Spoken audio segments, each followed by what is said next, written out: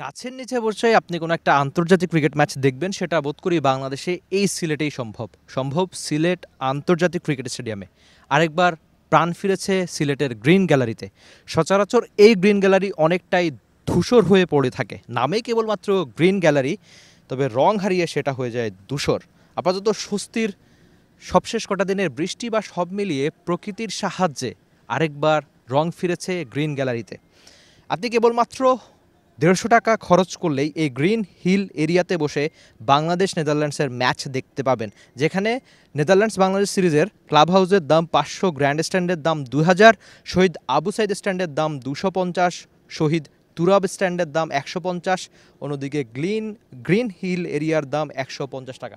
আর এটা ওইটা না, কাপড় ধোয়ার একটাই সলিউশন, চাকা অনেক ওয়ান। লম্বা একটা সময় পর সিলেটে আন্তর্জাতিক ক্রিকেট ম্যাচ ফিরছে। সবশেষ শ্রীলঙ্কার সঙ্গে বাংলাদেশ দল 2024-এর মাঝামাঝি এই মাঠে খেলেছিল একটা টি-20 ম্যাচ। তারপর 537 দিন পর কোনো ধরনের টি-20 ম্যাচ নাই এই মাঠে। বাংলাদেশের ম্যাচের জন্য আরেকবার সিলেটবাসীর অপেক্ষা অবশেষে ফুরিয়ে যাচ্ছে।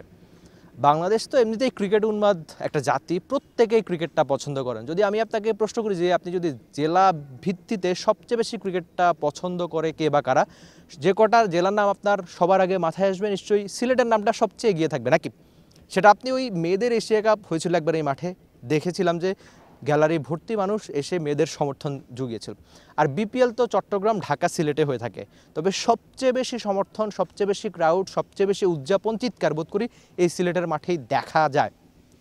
এমনিতে তো বিপিএলে সিলেটের রেকর্ড খুব একটা ভালো না, মানে আমি দল হিসাবে বলছি, কিন্তু ওই যে খারাপ সময়ে সমর্থন জুগিয়ে যাওয়া, সেই কাজটাই সিলেটের মানুষ করতে পারে। আগে পরে অসংখ্যবার তারা বিপিএলে দেখিয়েছে, বাংলাদেশের ম্যাচও দেখেছে। 537 দিনের একটা অপেক্ষা শেষ হচ্ছে, তারপর আরেকবার বাংলাদেশের ম্যাচ। এমনিতে নেদারল্যান্ডস সবশেষ বাংলাদেশে যখন এসেছিল 2014-তে, তখন এই মাঠেই তারা খেলেছিল। আরেকবার নেদারল্যান্ডসের আসা, আরেকবার এই সিলেটে, মাঝখানে একটা লম্বা সময়ের অপেক্ষার অবসান। তবে বাংলাদেশের ক্রিকেট ফ্যানরা নিশ্চয়ই বাংলাদেশের জয় দেখতেই চাইবে, সেটা 3-0-তে। আর সিলেটের মানুষ আরেকবার তাদের ক্রিকেট প্রেম নিশ্চয়ই জানাতে চাইবে। যে গ্রিন গ্যালারির কথা বলছিলাম, সেই গ্রিন গ্যালারির প্রসঙ্গতে আসি।